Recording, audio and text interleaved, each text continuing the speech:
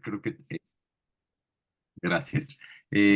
Bueno, pues muy buenas tardes, bienvenidas todas a este seminario permanente de discusión del profesorado del posgrado.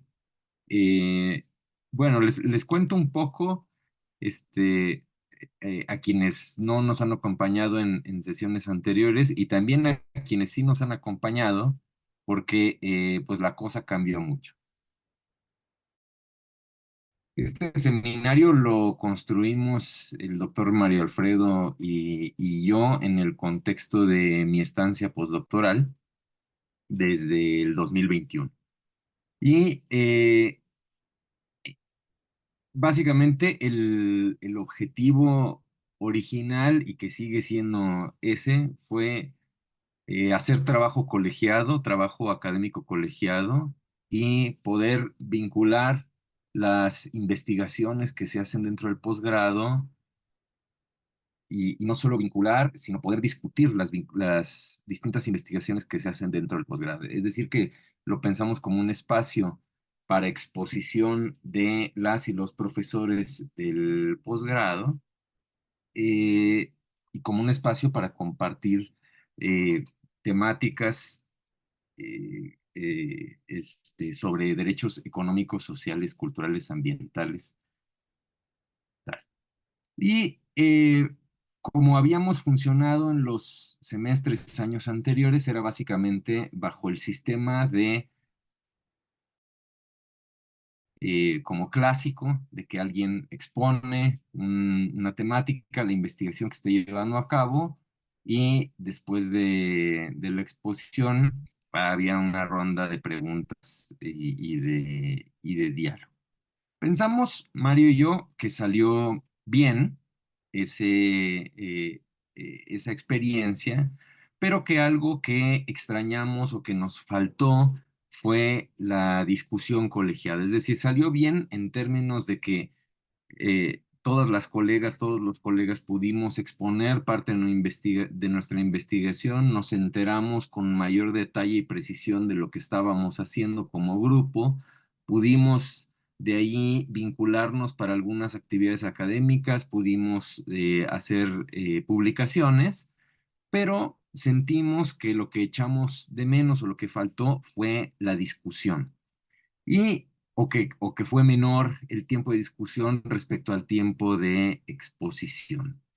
Y esto, desde la perspectiva de Mario y mía, o nuestro diagnóstico, tenía que ver con que, o tiene que ver con que, pues claro, uno hace su investigación y pues la presenta tal y como la tiene, y a veces, si uno no está familiarizado con alguna cuestión en específico, por ejemplo, digamos, migración, por recordar alguno de los temas que discutimos en sesiones pasadas, pues es un poco difícil entrar a la discusión y eso pues genera como cierto silencio que queremos como remediar ahora o queremos trabajar.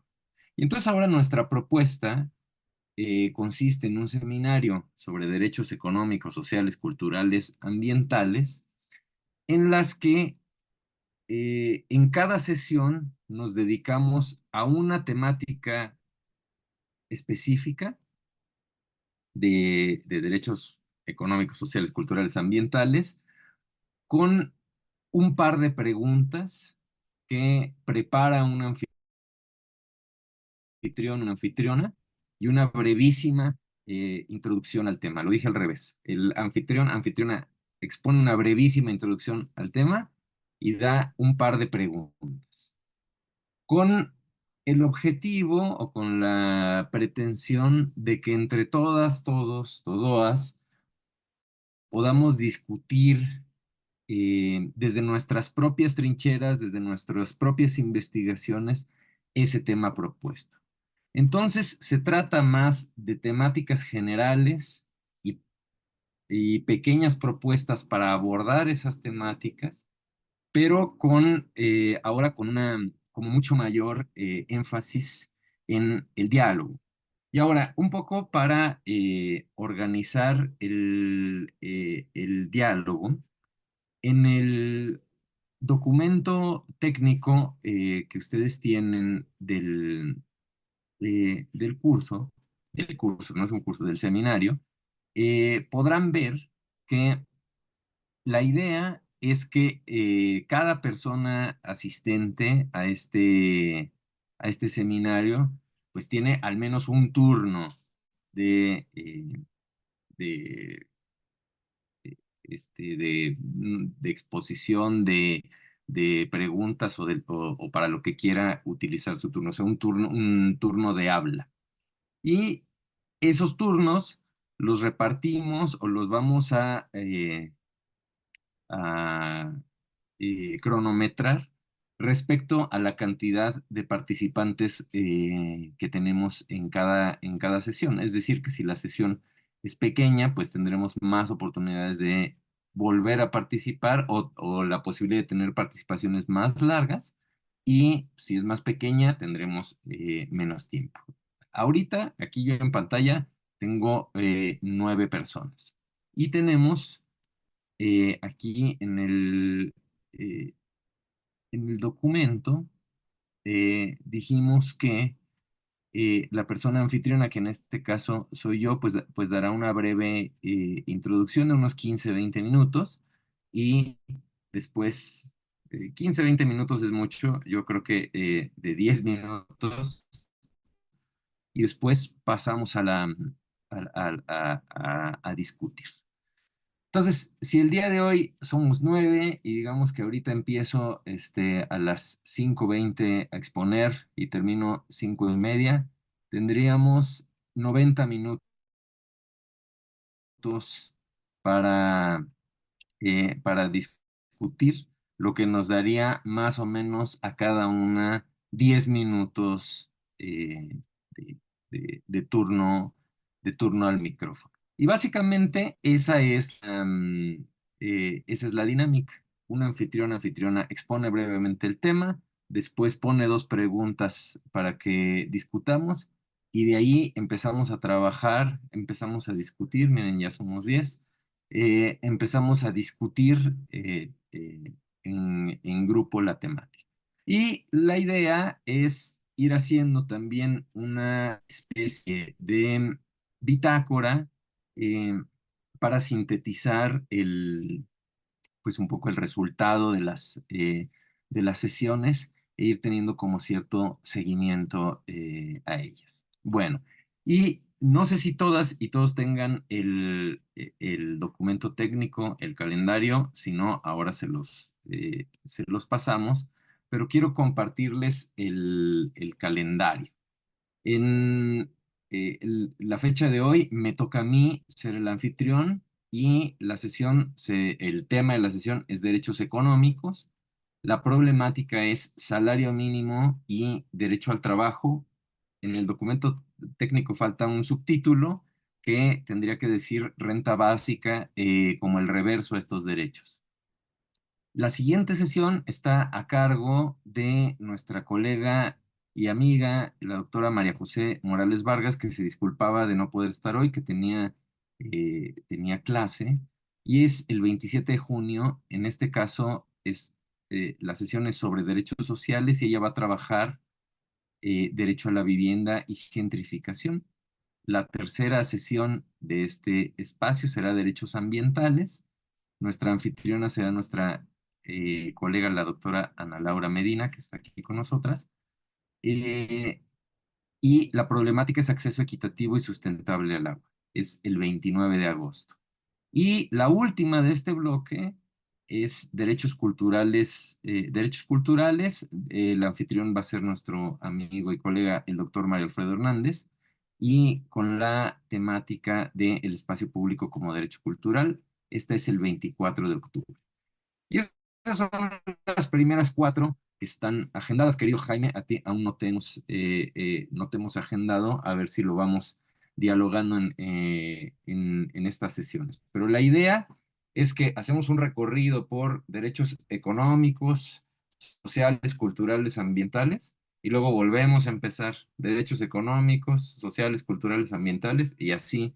La idea es hacerlo 3 veces, es decir, que hay 3 sesiones en el lapso de año y medio sobre derechos económicos, 3 sobre derechos sociales, 3 sobre derechos culturales y 3 sobre derechos ambientales. Más o menos esa es, en términos generales, nuestra idea de este nuevo formato de seminario.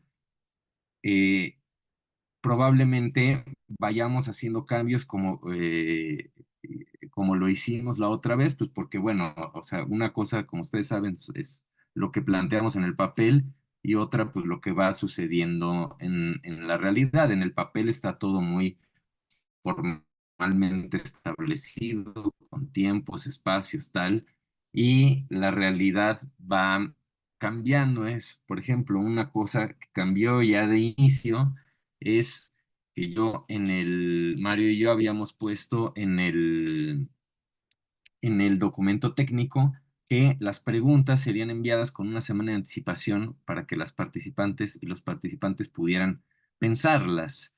Eh, no se hizo así porque pensamos, que por un lado nuestros correos se saturan de información todo el tiempo y que no queríamos contribuir a esa saturación. Hola Georgina, muy buenas tardes, qué gusto saludarte.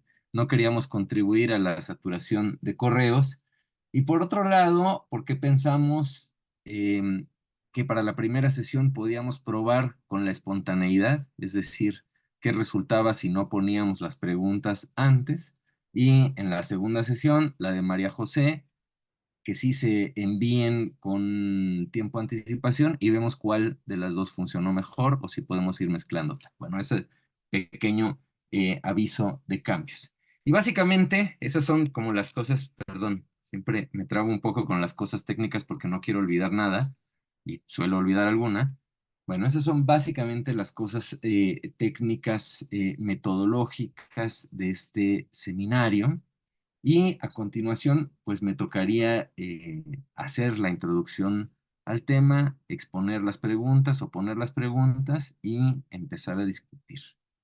Salvo que alguien antes de eso tenga alguna aportación o algo que quiera preguntar, decir, cuestionar, lo que sea. Perdón, Octavio, una duda. Por Digo, hace favor. rato estaba levantando la mano, pero se me fue el internet y justo es lo que quería comentar. Más Ajá. ahorita con los comentarios, digo, primero y antes que nada, saludos. Eh, Tuve un tema cuidando a mi papá. El problema es que puede que el internet se me vaya y me Ujú. preocupa un poco. Les quería avisar nada más por si saben que me desconecto o no me escuchan bien o no puedo prender la cámara, que sepan nada más que esa es mi situación, pero que tengo todo el compromiso de estar escuchando la clase y pues participar en lo que sea, pero les pido de antemano una disculpa si eso pasara cuando toca que exponga lo que estabas comentando hace rato. Nada más era eso y pues un gusto saludarles, un gusto Mario, Georgina y a todos los colegas del doctorado y de la generación. Voy a prender la cámara a ver si medio da el internet, pero es que sí se me puede ir, que depende un poco de la línea del hospital. Perdón. No, un gusto, Gabriel. Muchas gracias y bueno, por supuesto deseamos para tu papá y para ustedes lo mejor. No te preocupes si se corta el internet, pues no, no, no pasa nada. Bueno, entonces, si no hay otra cosa, voy a empezar. Como les decía, la temática de hoy es derechos económicos y la problemática la pusimos ahí en el documento técnico como derecho al trabajo y salario mínimo y me faltó a mí ponerle un subtítulo que dijera la renta básica como el reverso de estos derechos. Aquí por reverso no estoy entendiendo como que le dan la vuelta o los anula o los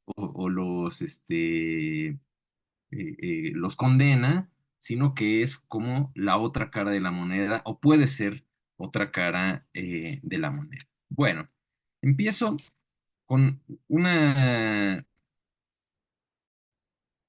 con cómo pienso yo que están dadas las condiciones para discutir esto según mi perspectiva. Voy a dar algunos ejemplos eh, sobre experimentos de renta básica en el mundo. Después doy una bibliografía que es parte del compromiso que pusimos ahí en el documento y nos vamos. La bibliografía se las menciono y después la podemos, se las anoto con precisión y toda la bibliografía además la tengo en digital, entonces la puedo compartir sin ningún problema.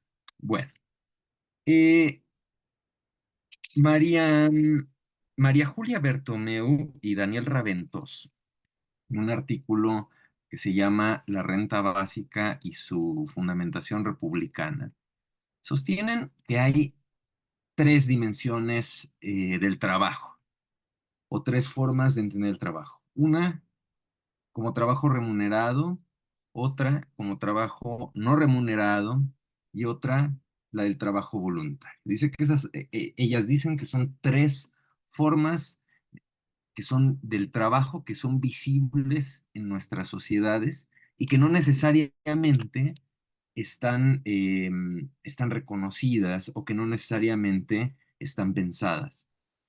Y el salario, y específicamente el salario mínimo, está vinculado directamente a la primera dimensión del trabajo, el trabajo remunerado o a lo que podemos llamar desde otra perspectiva, empleo. Y ese salario mínimo, como todas y todos sabemos, es una agenda histórica obrera, como lo es también el derecho al trabajo, y que tiene que ver o está direccionada hacia la adquisición o más bien la garantía de condiciones materiales mínimas de existencia. Es decir, hoy el salario mínimo tiene otras fórmulas y tiene otros parámetros, pero en sentido histórico, filosófico, el salario mínimo siempre fue entendido como el parámetro material de existencia sobre el cual no se puede bajar. Ahora, quiero apuntar algo que quizás sea obvio por lo que ya dijimos, pero que no quiero dejar pasar. El derecho al trabajo no está pensado, nunca ha estado pensado en esas tres dimensiones. Ni fue pensado tampoco como el derecho al trabajo no fue pensado como el derecho a realizar cualquier actividad productiva, sino el derecho al trabajo estaba pensado como el derecho que tenía un trabajador a realizar una actividad productiva, ahí sí, ser remunerado y también tener el derecho a huelga, tener el derecho a sindicalizarse, tener derechos, derecho al aguinaldo, a las vacaciones, qué sé yo. Todo eso todo eso que podemos llamar derecho al trabajo genéricamente o derechos laborales de una forma un poquito más específica, tiene en el fondo un serio problema que se ha denunciado desde diversas trincheras feministas. Y es que el salario y los derechos que se asignan al trabajador parten de la idea de que es un hombre trabajador, cabeza de familia, el que obtiene esos derechos, obtiene el salario familiar y de ahí los irradia tanto, digamos, las condiciones materiales de existencia como sus propios derechos a su familia. Esa fue la forma típica en la que se concibió el derecho al trabajo, los derechos laborales en el estado de bienestar. Aspecto o forma, concepción que han criticado de forma muy acuiciosa tanto Isabel Laurie como Judith Butler como Carol Pateman, por decir tres que tengo aquí a la mano. Ellas tres han dicho que la nostalgia por el estado de bienestar es una cuestión sumamente problemática porque implica no nostalgia necesariamente por el bienestar, sino nostalgia por un bienestar que estaba asentado en una idea patriarcal eh, de la sociedad. Bueno, la cosa es que el estado de bienestar, como ustedes bien saben, se desmanteló y por otro lado, el trabajo ha cambiado de forma muy aguda, muy profunda, desde que se desmanteló el estado de bienestar a nuestros días. Es difícil hoy ligar el trabajo o la imagen del trabajador, de la trabajadora, al orgulloso obrero de una fábrica de autos, de algún almacén o, qué sé yo, de alguna fábrica de electrodomésticos alemana. Esas imágenes de trabajadoras, trabajadores vinculados directamente con una fábrica o una empresa y sus distintos derechos, pues está completamente herida, si no es que completamente desvanecida. Hoy el trabajo está ligado a la precariedad, o la imagen del trabajo, de la trabajadora, del trabajador, está ligado a la precariedad, a la incertidumbre, muchas veces a la humillación y también a la falta de tiempo. Mucho del trabajo que hacemos, además, no está remunerado o lo hacemos voluntariamente para no perder nuestro ingreso. Podemos pensar, por ejemplo, la enorme cantidad de juntas de consejo a las que asistimos profesoras y profesores de honorarios, o sea, profesoras y profesores de hora, que no son pagadas, que no son remuneradas. Eso es un trabajo no remunerado y que muchas veces haces en parte voluntariamente por el miedo de no ser, de no ser expulsado de la institución donde estás. Por supuesto que ahí podríamos cuestionar si eso es voluntario o no, pero por supuesto que hay mucho trabajo no remunerado que hacemos.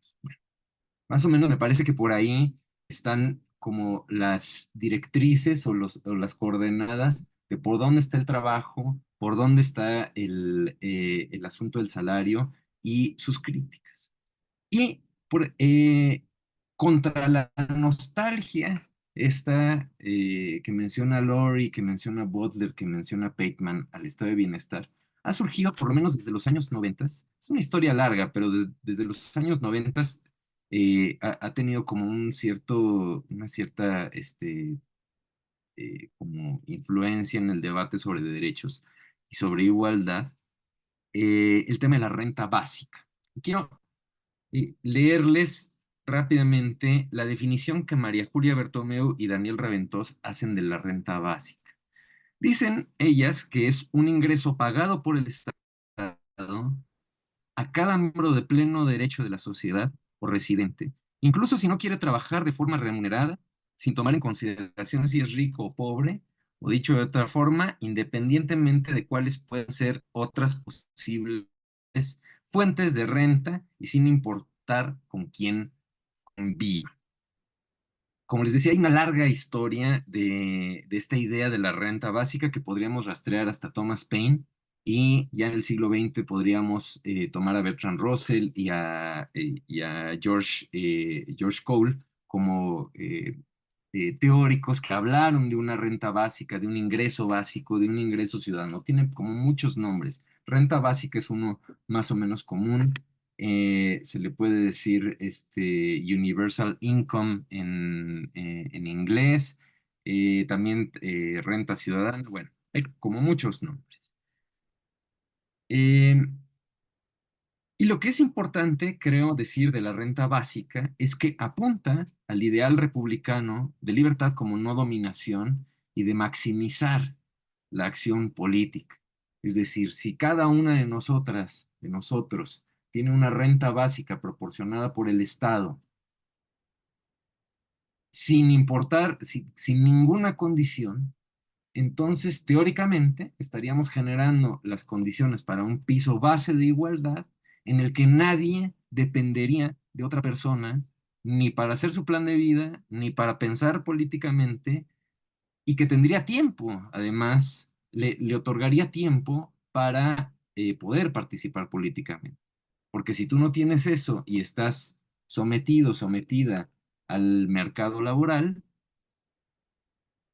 o una de dos, o te dedicas a trabajar de tiempo completo con las condiciones de precariedad y todo eso que ya dijimos, o te dedicas a buscar trabajo. Entonces, la idea desde los noventas ha sido que una sociedad verdaderamente igualitaria, una sociedad de derechos, no debería estar asentada sobre la nostalgia del estado de bienestar, sino sobre una renta básica universal desde la cual todos pudiéramos partir. Hay muchos beneficios y críticas al respecto que es parte de lo que tenemos que discutir y en las que no me voy a meter ahorita. Ahora, no solo es el ideal republicano de no dominación y maximizar la acción política, sino también hay un ideal de dignidad, de no estigmatización de la pobreza a través de los programas sociales. Ustedes bien sabrán, todos sabemos que el, que una de de los impactos psicológicos y morales más notables de los programas sociales es la estigmatización y cierta sensación de humillación, de que tú no puedes valerte por ti mismo y entonces requieres de un programa social. A tal grado llega eso que, por ejemplo, personas que somos beneficiarias de un programa social, como somos todas nosotras, becarias o fuimos becarias de CONACYT, nos negamos a reconocer que esa es una prestación social, pero es lo que es una prestación social igual que cualquier otra, que la pensión para adultos mayores, cualquier otra prestación social que nos podamos imaginar. Pero en general jamás nos vamos a autoasumir como beneficiarios de un programa social. Es decir, si van y les hacen una encuesta en su casa y les dicen, usted es beneficiario de un programa social y solo tienen beca CONACYT, lo más probable es que digan que no. O por el contrario, como me pasó a mí el otro día, me sucedió eso y dije que sí, que era beneficiario de un programa, de un programa social que tenía una beca de CONACYT, y la persona que me venía a encuestar se me quedó viendo con cara de qué me habla esta persona y puso que no era yo beneficiario de un programa social. Es decir, crea los programas sociales, por más dirigidos que estén a la igualdad, pueden crear impactos psicológicos de humillación o de estigmatización. Y finalmente, la renta básica apunta a una agenda feminista, que es generar mayor igualdad entre estas tres dimensiones del trabajo que decían Bertomeu y Raventos: el trabajo remunerado o el empleo, el trabajo no remunerado y el trabajo voluntario. En ese trabajo no remunerado, por supuesto que está el trabajo del hogar, el trabajo de cuidados, el trabajo de reproducción social, todas esas dimensiones de las que habla Silvia Federici en sus textos, que en primer lugar nunca han estado reconocidas como trabajo, y en segundo lugar, si se llega a reconocer que son trabajo, siempre la pregunta es, bueno, ¿y quién lo va a pagar? Y aquí la respuesta de la renta básica es, pues, quien lo va a pagar o quien lo debe pagar es el Estado. Bueno, hay muchas perspectivas y muchas diversas teorías sobre esto de la renta básica. Ahora no me puedo meter en eso, pero no es la idea del seminario. Pero por lo menos creo que vale la pena la, la obra de Philip Van, nunca sé pronunciarlo, Paris, es que se escribe Paris, pero con una J, no sé cómo se pronuncia. Por un lado tiene este texto en el que es editor, que hay varios artículos, que se llama Arguing for Basic Income, argumentando a favor del ingreso universal. Y tiene otro que se llama, que se tradujo al español simplemente como renta básica. Ese sería uno. Hay otro de Guy Standing que se llama Basic Income and How We Can Make It Happen, de 2017. El ingreso universal y cómo podríamos hacerlo suceder. Em, el de Standing, el de Paris los dos de Paris son una revisión de los fundamentos éticos y políticos que tienen que tiene la idea de la renta básica, especialmente el que se llama renta básica. Hace una reconstrucción histórica del tema que me parece que es muy relevante. El de Standing tiene más que ver con las técnicas y las acciones políticas necesarias para hacerlo realidad. Hay un texto también de Alberto Tena Camporesi que es una compilación de textos de Thomas Paine y de Thomas Spence en el siglo XVIII, donde argumentan a favor de algo parecido a la renta básica. Eso me parece que es como un buen texto para revisar cómo cómo es una agenda que ha estado presente desde las primeras revoluciones ilustradas. Hay además un dossier que sacó la revista Crónica Sin Permiso, que se llama así, Renta Básica Ciudadana, que me parece que es un texto muy importante porque hace una compilación muy grande y muy diversa de autores, autoras y como de una discusión de unos 10 años, en las que lo mismo encontramos a Guy Standing y a Van Paris, como a Raventós, a Bertomeu, y al propio Ferraioli, a André Gors, en fin, me parece que ese dossier es para quien quiera investigar sobre la renta básica, es un documento muy, muy bien trabajado que funciona como introducción y profundización. Y finalmente, el último que tengo para recomendarles es uno mucho más reciente, una perspectiva bastante distinta a lo que les estoy diciendo, que se llama Renta Básica de las Iguales y Feminismos. Más me gusta el subtítulo, de la centralidad del empleo a la centralidad de la vida. Es el producto de un seminario hecho en Valencia por varias colectivas feministas. No les digo los nombres de todas las autoras ahorita porque nos llevaría mucho tiempo, pero el planteamiento de ellas me parece muy sugerente respecto a otras cosas que se dicen, porque más allá de la fundamentación teórica y más allá de las dificultades prácticas sobre la realización de la renta básica, ellas se meten en la cuestión de cómo está ligada la renta básica, por un lado, a la concepción de un mundo finito, por otro lado, a la concepción de un mundo en caos o en crisis ecológica muy profunda, y finalmente a la a la búsqueda de un mundo que supere la destrucción de la vida, así lo piensan ellas, que ha hecho el capitalismo. Entonces, bueno, esas son como 5 bibliografías que les tengo ahí. Hay algunas otras que puedo mencionarles. Y ya para terminar, por si alguien en este momento piensa, bueno, pero eso dónde se ha hecho, nunca se ha hecho, suena como muy utópico, suena como muy raro. En realidad tenemos un montón de ejemplos y ejemplos en lugares que parecerían completamente descabellados para pensar esto. Eh, las autoras y autores que yo he revisado coinciden en que el ejemplo más radical e importante de renta básica documentado es nada más y nada menos que el de Alaska. Alaska, a partir de 1982, implementó un programa de renta básica universal para todo ciudadano y residente de Alaska que, si mal no recuerdo, puede ser que no esté del todo actualizado el dato, son $2,000 anuales.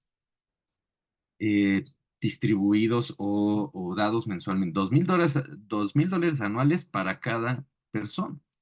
Y parece que ese experimento tiene que ver, por un lado, con la búsqueda de que Alaska no se quede sin población, eh, y por otro lado, con la búsqueda de que las personas de Alaska obtengan los beneficios que trae el petróleo a Alaska, porque parece que una de los yacimientos de petróleo más importantes que tiene Estados Unidos está en Alaska. Bueno, ese es el ejemplo como de éxito que se toma casi en cualquier de los textos sobre renta básica que yo he revisado, pero también ha habido programas piloto en Estados Unidos en los 60s y los 70s. Hubo en Nueva Jersey, Pensilvania, Iowa, Carolina del Norte, Seattle, Denver e Indiana. O sea, no fueron pocos, 7, 8 programas entre el 68 y el 74. El de Alaska fue posterior. En Brasil tenemos el programa de la Bolsa Familia, que no es exactamente renta básica o no cumple con todas las condiciones de renta básica porque hay un condicionamiento. Hay limitantes para acceder a esa bolsa familia, o sea, limitantes que tienen que ver con los ingresos que tiene la familia, y por otro lado, el limitante es que no se le da a cada individuo, sino que se le da al jefe, a la jefa de familia, pero está pensado o estuvo pensado en el gobierno de Lula, en el primer gobierno de Lula, como el primer paso para poder llegar a una renta básica universal en el Brasil. Eso se incluye dentro de los análisis. Tenemos experimentos en Finlandia con 2,000 desempleados en 2017. En la Asamblea Constituyente de Chile, que falló en la Constitución, uno de los derechos garantizados ahí era el de la renta básica. En las elecciones de Corea del Sur en 2022, el candidato de la centroizquierda, Jae Myung-lee, hizo campaña, el punto central de su campaña fue garantizar básica, universal, que se garantizaría de estos a las emisiones de carbono.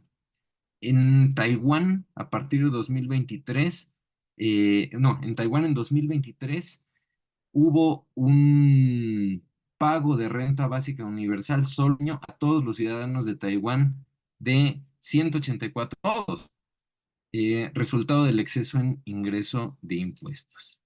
Y en Irán hay renta básica universal. Este es el único país que tiene renta básica universal nacional desde 2011 y se implementó como un programa que iba a suplir los subsidios al agua, a la electricidad y gasolina. Hay otros experimentos como cuantos que les puse uno de cada parte del mundo, hay muchísimos más. Pero como para no en un asunto que está solamente en las discusiones académicas o en discusiones científicas, sino que está ya en la agenda política y en la agenda pública de muchos países. Algo que es muy importante notar es que todos estos experimentos se han dado la gran mayoría después de la caída del estar, con la excepción de Alaska y de los de Estados Unidos que les dije, todos los ejemplos son después de la caída del muro de Berlín y el ascenso irrestricto del orden hegemónico estadounidense en el mundo. Bueno, esa sería básicamente como las coordenadas que quiero poner para la exposición, y las preguntas que yo me hago y que les hago a la vez son las siguientes dos. La primera, la renta básica universal podría pensarse como un obstáculo al derecho al trabajo o al salario mínimo. Sería mi primera pregunta. Y mi segunda pregunta es, ¿la renta básica universal es una herramienta para la justicia o es un derecho humano? Esas serían las dos preguntas y todo lo que tengo que decir por el momento. A partir de ahora dejo de ser, bueno, no, a partir de ahora soy anfitrión y este, ¿cómo se dice? Y moderador al mismo tiempo. Entonces, bueno, muchas gracias por la escucha, por estar esta tarde acá con nosotros, nosotras, y pues cedo la palabra al público pensándolo así. Somos 10, nos quedan, perdón, yo me pasé del tiempo que dije que iba a exponer, nos quedan 1 hora y cuarto, entonces, bueno, sí, casi, casi, más o menos, ciento, digamos, 120 minutos por cerrarlo. Entonces, cada una de nosotras tiene hasta 12 minutos para participar. Mi propuesta sería que iniciemos con una ronda en la que cada quien diga lo que desee, 3, 4 minutos, y hagamos una segunda ronda de los mismos 3, 4 minutos y, eh, y así hagamos más una discusión. Bueno, ahora sí, abro el micrófono.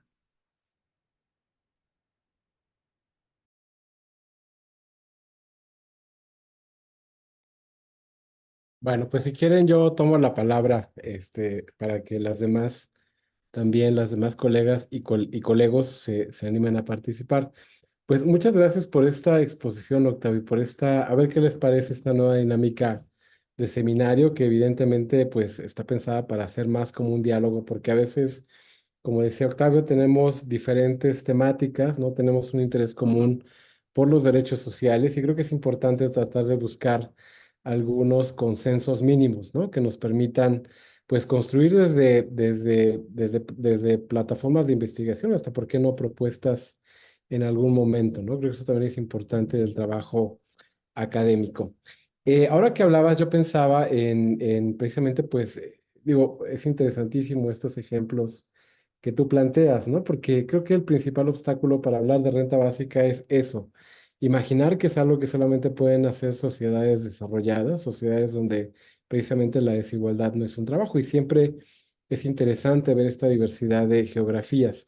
Pero más allá de geografías, yo pensaba en el caso de algunas posiciones sociales vulnerables. Por ejemplo, pensaba en básicamente dos posiciones, la de las trabajadoras del hogar, en general las personas trabajadoras del hogar, que en su mayoría son mujeres, pero bueno, en general las personas trabajadoras del hogar, y las personas jornaleras agrícolas, que son, si mal no recuerdo, y pensando en la primera pregunta, ¿no? Sobre si la renta básica universal podría pensarse como un obstáculo al derecho al trabajo o al salario mínimo.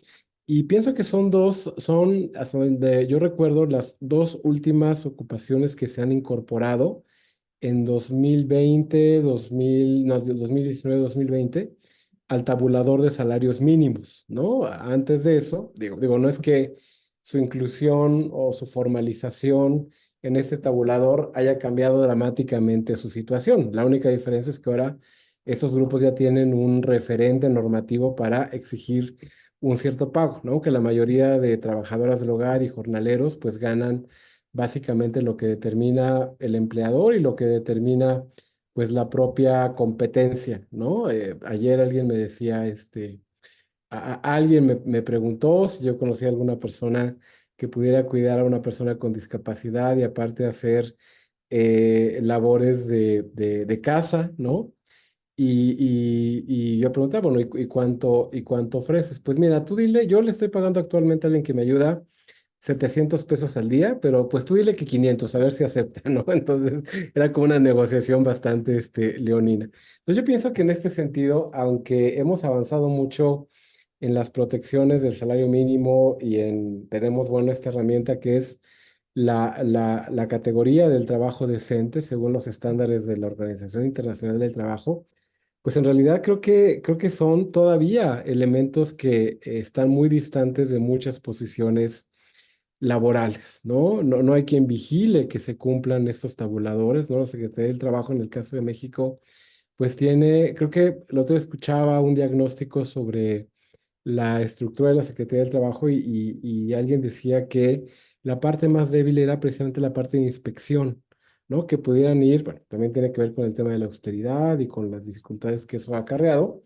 pero es muy difícil para quienes supervisan que se cumplan estas condiciones de jornada no mayor a 8 horas, de seguridad social, ir a los campos de cultivo o dar seguimiento además, en el caso del trabajo del hogar, a estas posiciones que ahora ya no tienen un empleador o una empleadora, sino tienen 5 empleadores, ¿no? Es uno distinto a la semana ya este horizonte que lo hemos platicado, Octavio y yo, de que plantea la película Roma, ¿no? De la trabajadora que vive en una casa, pues ya básicamente no existe, se ha transformado radicalmente. Entonces, yo pienso que si discutiéramos con seriedad este tema de la renta básica universal, para el caso mexicano, pues no tendrían que oponerse, sino ser como medidas complementarias, pero sí siento que ahora que lo hablabas, como nuestra ignorancia sobre el tema, nuestros prejuicios sobre el tema, este estigma que se coloca sobre quienes son beneficiarias o beneficiarios de programas sociales, pues ha hecho que no lo discutamos seriamente, ¿no? A veces pensamos que es un tema muy sofisticado o que es un tema que es contrario a la productividad que tendríamos que articular.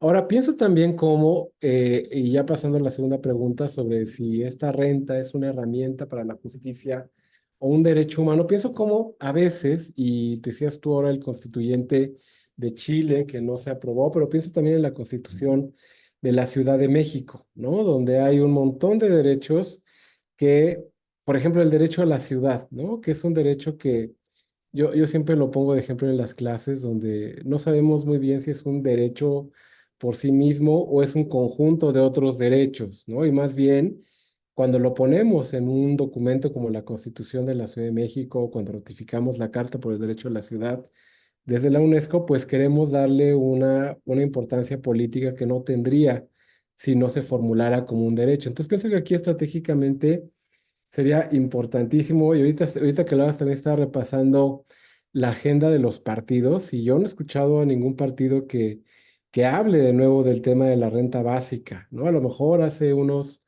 10 años, estos partidos socialdemócratas que no tuvieron demasiado éxito y que, bueno, algunos restos están ahora en Movimiento Ciudadano, pero no he escuchado de nuevo esa discusión sobre elevar a derecho humano la renta universal y considero que sí sería pues muy, muy importante su reconocimiento jurídico precisamente para tratar de pensar en cómo volverlo justiciable y exigible. No es un poco lo que yo pensaba mientras te escuchaba.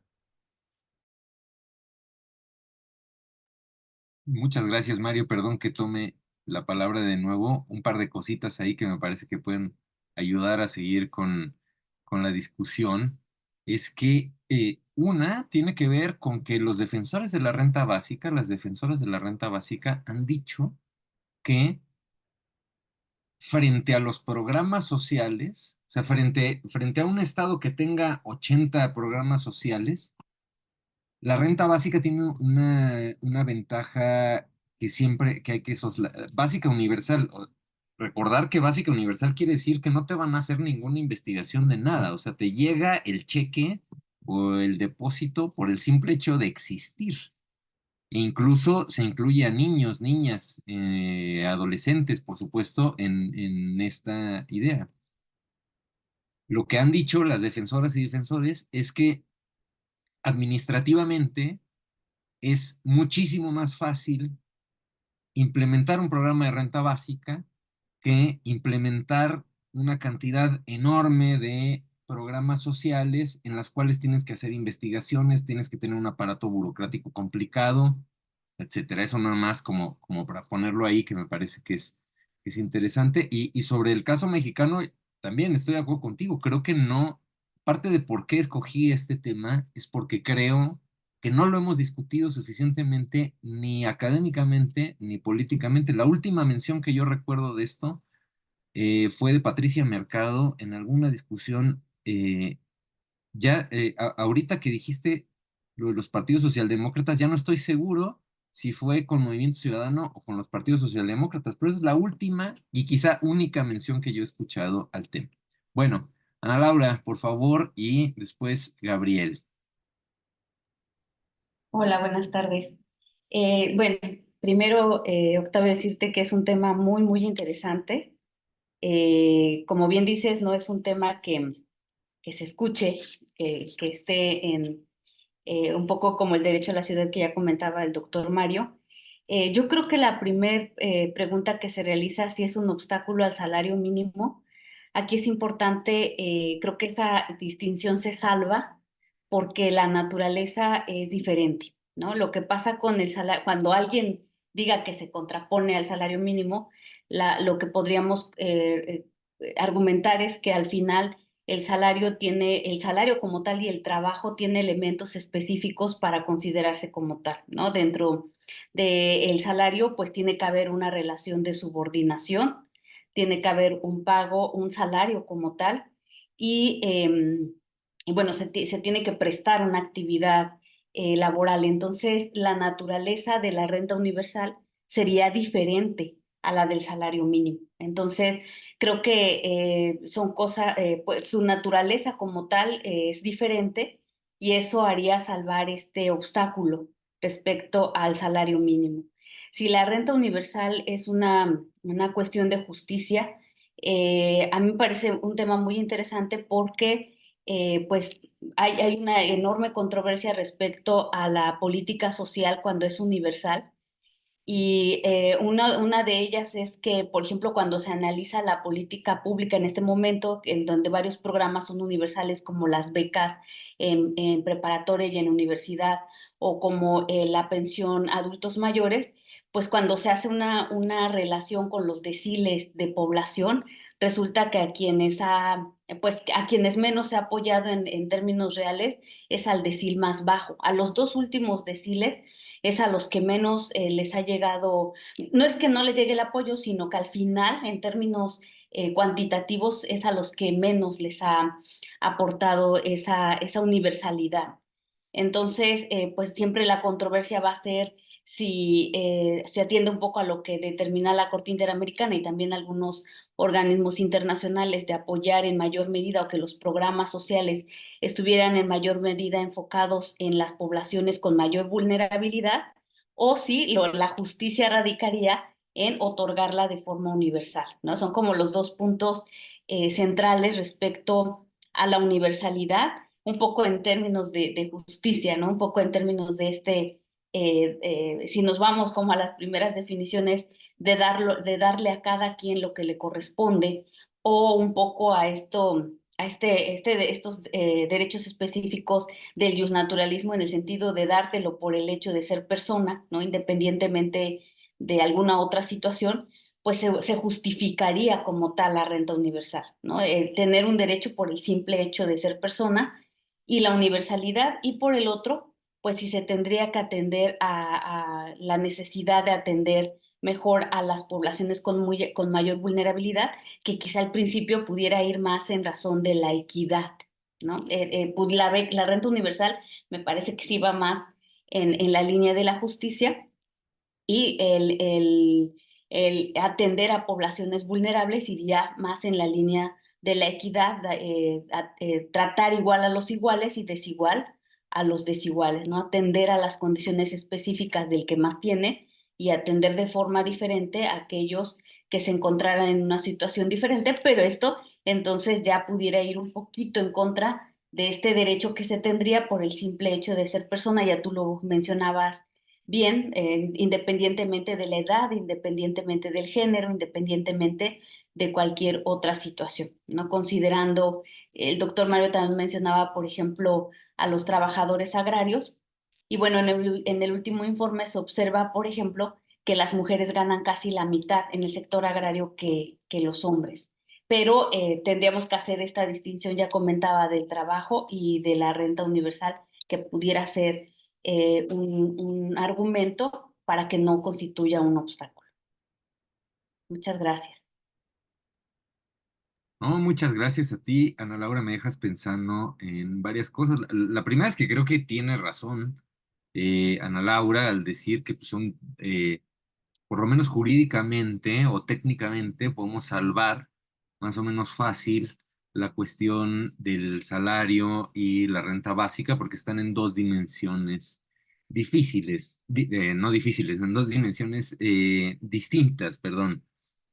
Un poco yo hacía la pregunta porque parte de las críticas que se le hacen a la idea de una renta universal básica o un ingreso básico ciudadano es que eso generaría que las empresas, o los empleadores, las empleadoras, tuvieran mayores incentivos para pelear por un salario mínimo a la baja más que a la alza. Es decir, parte del argumento sería que si el Estado está supliendo parte de las necesidades básicas con esta renta básica, entonces ya no le podrías cargar al empleador un salario mínimo muy alto porque estaría, digamos, estaría ya resuelto ese asunto por el Estado. Y hay quienes piensan que eso iría en detrimento de los trabajadores, de las trabajadoras, y no en su beneficio. Es una cosa que me quedo pensando. Y la otra, lo que dices, Ana Laura, también de a quién termina beneficiando más los programas sociales o en este caso esta agenda como de igualdad radical y que dices que benefician más, que hay datos que en el que, por ejemplo, la pensión a adultos mayores ha beneficiado más o que ha beneficiado menos a deciles, a los deciles más bajos. Ahí, digo, ahorita ya no me puedo meter en eso, nada más lo comento. En el dossier este que les digo de sin permiso, Daniel Raventós hace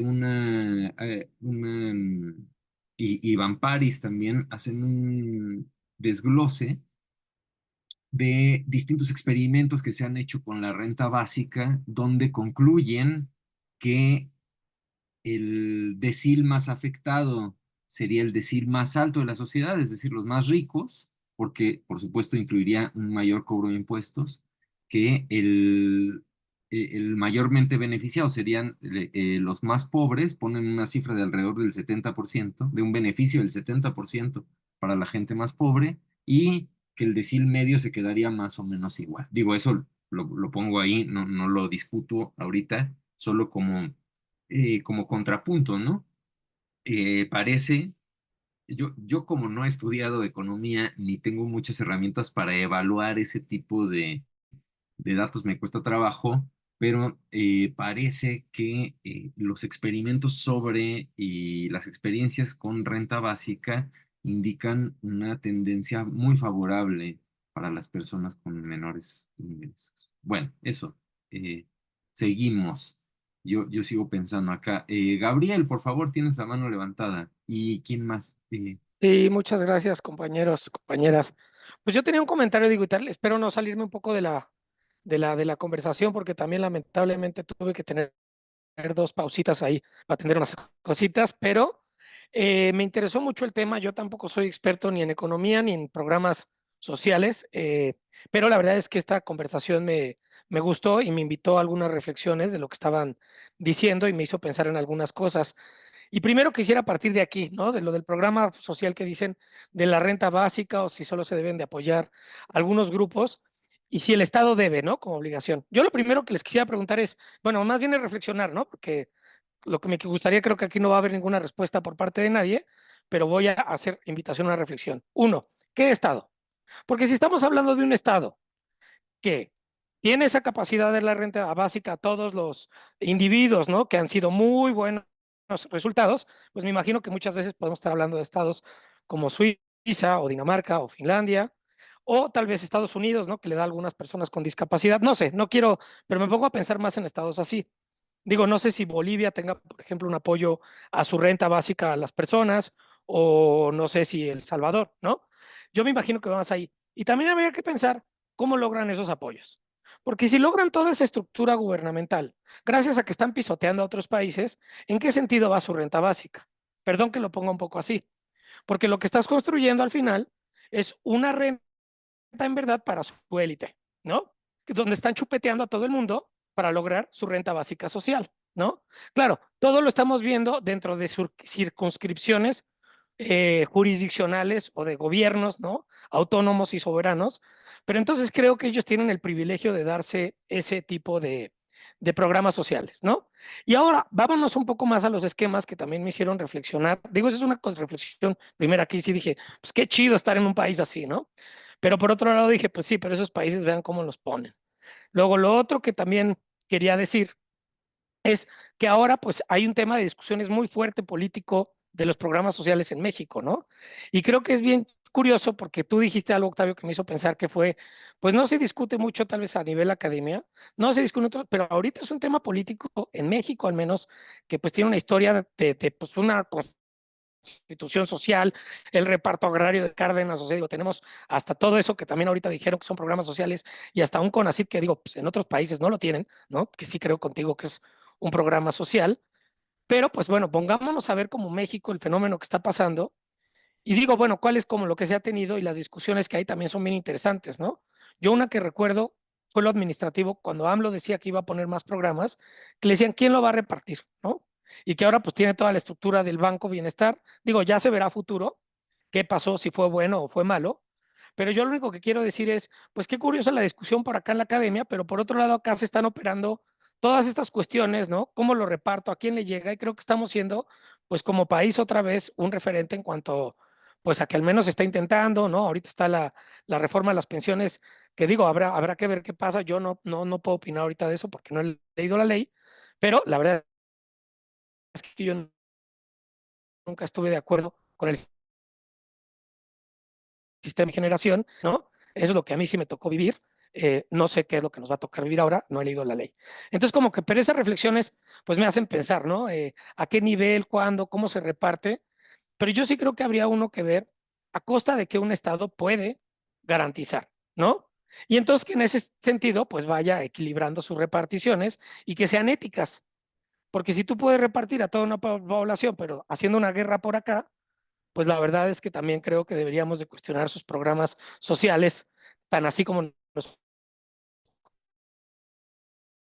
cuestionan a nosotros, ¿no? Ahorita de programa social y luego seguro.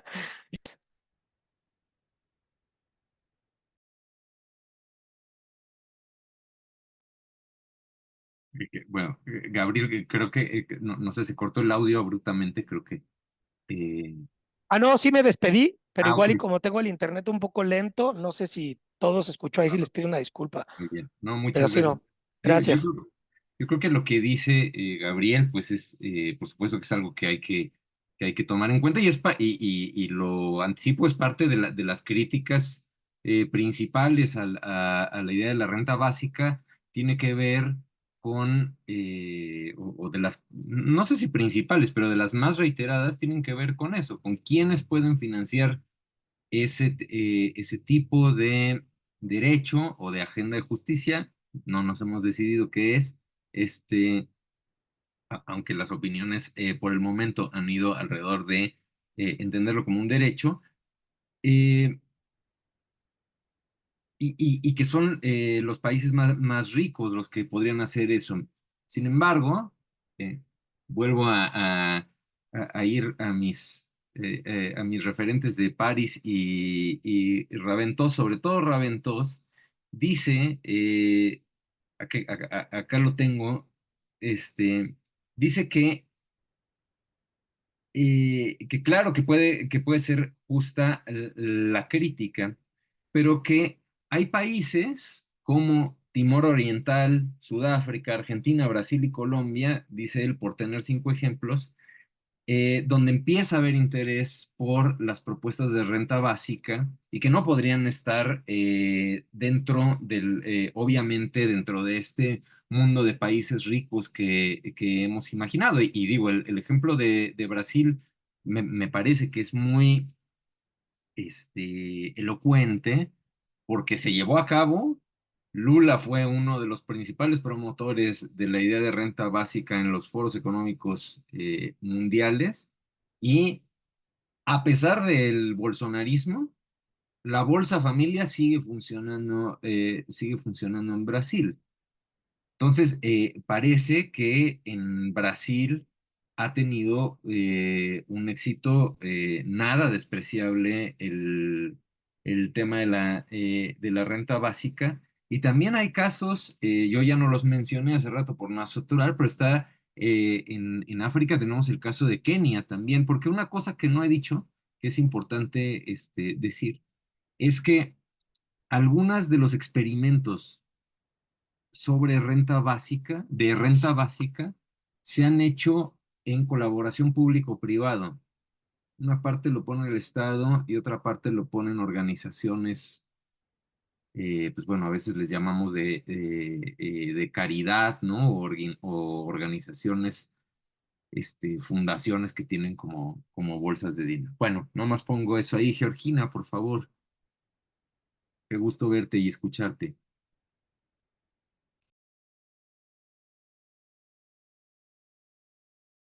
Tienes tu micrófono apagado, Georgina. Ay, perdón, la falta de costumbre. Gracias. Buenas tardes primero para todas y todos.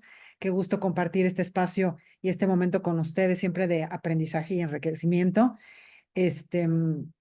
Felicidades, Octavio, por la exposición del tema. Nos invitas a una reflexión mucho más amplia, a una visión mucho más diversa, ¿no? Del tema, y del cual pues yo coincido con mis colegas en el sentido de, claro que se puede ver desde las dos líneas, ¿no? Desde términos de justicia como en términos de derechos. Entonces, ¿por qué? Bueno, porque va precisamente con una mirada hacia, yo pensaba hace un momento que justo estos programas deben ser, sus beneficiarios, nosotros los beneficiarios debemos ser tratados no como objetos, sino como sujetos tanto de beneficio como de desarrollo. Entonces, creo que poner estas dos líneas y ver un derecho como el tema que estamos viendo hoy y también verlo en términos de justicia, pues precisamente nos encamina hacia esas medidas de igualdad que tanto buscamos y necesitamos y gestionamos. Eso por una parte. Por la otra, bueno, sí también coincido en que existen pues diversas condiciones sociales, específicamente en México, Latinoamérica, probablemente pudiéramos tener unas ciertas condiciones con Sudáfrica o con un buen territorio de África, pero más allá de eso, nuestras condiciones sociales, económicas, políticas son muy diversas en comparación con otros casos. Podríamos encontrar, claro, a profundidad, pues algunas cifras, algunos datos que nos pudieran dar algunos puntos de coincidencia y sobre eso también tener una mirada un poco más abierta al tema. Pero sí me parece que atendiendo a lo que tú mencionas también, o sea, estos dentro de, por ejemplo, las becas CONACYT, pues forman parte de estos beneficios, de estos derechos sociales. Sí es cierto que posiblemente podríamos ver que hay algún criterio discriminatorio en unos programas sociales en contraste con otros, pero finalmente estamos en un país donde también, donde hay una realidad que hoy podemos ver como una gran evolución de la institucionalización en nuestro país a partir del año 2000. Se ve, tenemos los elementos para poder decir que a partir de este año el gran avance que tenemos en nuestro país es la institucionalización, cosa que en contraste con otros países, incluso latinoamericanos, todavía no se alcanza. Eso también hay que decirlo.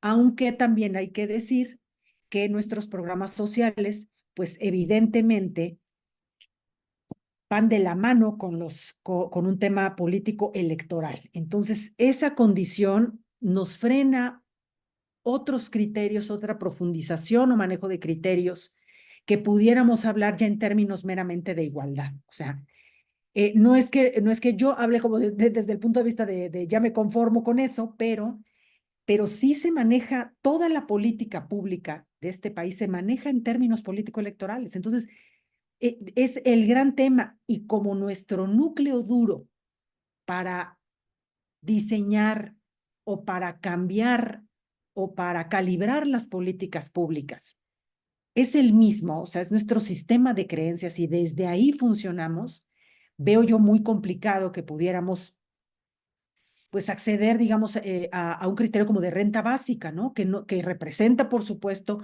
una mirada de igualdad, pero no representa entonces un manejo político electoral de un beneficio. Entonces, creo que esa es un poco el debate. Va a ser un buen rato una discusión. Qué bueno que estamos aquí para eso. eh, que alguno de nosotros pudiera en algún momento tener la oportunidad de ponerlo sobre la mesa política y con los actores de su propio entorno sería muy, muy positivo porque pues valdría la pena venir y contarnos aquí qué pasa y cómo va evolucionando esta reflexión en otros sectores, no solamente el académico, sino habría que ver ahí con los actores que están en la arena pública, pues cuál es su discusión, ¿no? Yo la supongo a partir pues de que a mí me encanta el análisis de las políticas públicas, pero digo, y la supongo sin pensar que estoy muy lejos. Creo que depende mucho de esos términos, de esos criterios político-electorales y de nuestro sistema de creencias. Yo agradezco la atención y espero sumar con estos comentarios a la reflexión.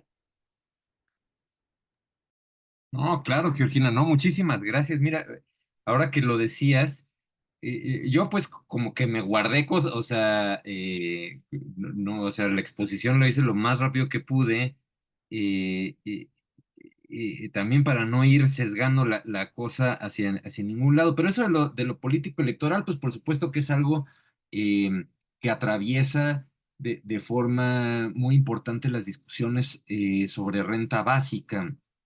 Y creo que tú tienes toda la razón al señalar que todos los programas sociales en este país pasan por ese escenario de lo político electoral y que la renta básica en ese sentido, en nuestras condiciones políticas, resulta poco atractiva porque es transeccional, es trans todo, ¿no? Bueno, tenemos, creo que el caso de Alaska que les mencionaba hace rato es muy elocuente. Yo me incluyo, ¿eh? O sea, creo que antes de investigar el tema, nadie puede tener a Alaska como en su horizonte de un lugar donde suceda eso. O sea, no es un lugar que uno imagina los países nórdicos, ¿no? Finlandia, ese tipo de lugares, Alemania, países de Europa Central, antes que Alaska pues que aún siendo parte de Estados Unidos tiene sus particularidades regionales muy específicas. Y lo que es muy interesante el caso de Alaska es que además no es una propuesta de la izquierda de Alaska, no viene de luchas sociales, fue una propuesta de un gobernador republicano en los ochentas. En los setentas y se aprobó en los ochentas después de una discusión en la corte. Eh, y bueno, o sea, 1982, estamos hablando de que tiene 42 años es el programa de renta básica más largo y exitoso en el mundo. Entonces, claro, pues esa renta básica en Alaska pues deja de ser botín político electoral. O si acaso vuelve a ser botín político electoral, cuando estuve leyendo el asunto, o sea, se vuelve botín político electoral cuando alguien la quiere echar para atrás, pero no más. Entonces sí, en nuestro país tendríamos que preguntarnos, yo coincido con Georgina de forma muy enfática, eh, ¿por qué no hemos podido construir programas sociales que trasciendan pues nuestras dinámicas político-electorales, que además en un país tan grande como el nuestro, donde los calendarios electorales no están sincronizados, pues se vuelve especialmente complejo, ¿no? Porque programas sociales locales que no coinciden con el ciclo federal, siguen operando, pero ya quién sabe si alguien recibe un programa local y un programa federal, pero el local va a seguir, pero el federal, quién sabe. Bueno, en fin, hay una serie de problemas ahí muy serios, ¿no? Lo vimos ahora en el cambio de sexenio con la pensión de adultos mayores. Había adultos que recibían, por un lado, la pensión universal de la Ciudad de México y quienes recibían la pensión de Sedesol. Y Después eso bueno, dejó de ser solo de la Ciudad de México, la pensión para adultos mayores se volvió universal y entonces había que cancelar la de Sede Sol y bueno, un asunto ahí, complejo de políticas públicas. Si me estoy equivocando en algo, Georgina, de eso me dices tú que eres experta en políticas públicas, yo así lo recuerdo, no sé si algo dije mal respecto a eso, pero bueno, el punto independientemente de las correcciones puntuales que pueda haber sobre estas reconstrucciones, es que sí, en México tenemos ese problema. Los programas sociales pasan por problemas político-electorales, por dinámicas político-electorales y la renta universal básica no suena nada sexy en por usar esta forma de decir que algo es muy atractivo. No es nada atractivo la renta universal básica o la idea de un ingreso universal ciudadano en términos de nuestras dinámicas. Eso habría que trabajarlo, pero creo que sí, una primera cosa que tendríamos que hacer es discutirlo académicamente. Creo que es algo que yo echo de menos. Yo no he visto demasiadas discusiones sobre el tema en la academia. Hay muchas sobre los programas sociales, su viabilidad, su profundidad, que si son clientelares o no. Hay muchísimo sobre eso, sobre si son verdaderamente derechos, son dádivas, sobre si apunta a la igualdad o no. Hay mucho sobre eso, pero renta básica no es algo que haya estado en nuestro horizonte. Bueno, yo así como para seguir la discusión. Por cierto que quien expone, hoy me toca exponer y moderar. Normalmente yo solo voy a estar moderando, pero por cierto, aclaro una cosa, por si no queda claro, o sea, quien expone en mi caso hoy no quiere decir que yo lo que expuse, o sea, que yo venga aquí a defender absolutamente la renta básica y que la crea así como el non plus ultra de las cosas. Más bien es un problema que quiero discutir con ustedes y del que tengo muchísimas dudas todavía, tanto de su viabilidad, de si las críticas son ciertas o no, de lo que decía hace rato, de si esto es algo solo para países ricos. Bueno, y acá tenemos en orden Margarita, Gabriela y Ana. Por favor, qué gusto verles y escucharles. Hola, buenas tardes a todos. Pues bueno, yo querría como también, digo, creo que es algo evidente, pero de pronto pues me parece importante que visualizarlo. O sea, justo lo que mencionaba la maestra Georgina en cuanto, pues a todo este tema electoral, también tiene que ver, o sea, que nosotros como ciudadanos en un país con un nivel de pobreza tan alto como el de México, pues sí nos volvemos como ciudadanos presas fáciles, ¿no? De estas situaciones electorales en las que estos programas sociales, pues sí compran votos. Y entonces el tema de la renta básica, por ejemplo, el caso de Alaska, ¿no? Que bueno, obviamente, pues es una población muy pequeña y desconocería cuál era su nivel, por ejemplo, de ingresos cuando se estableció la renta básica, pero asumo que era mucho más, o al menos bastante mayor que el que hoy podríamos tener en México, vaya, en proporción y en comparación con las épocas y demás. Pero a lo que voy es que probablemente no era algo imprescindible para esos ciudadanos, o sea, no era algo que sin ello no pudieran comer, por ejemplo, ¿no?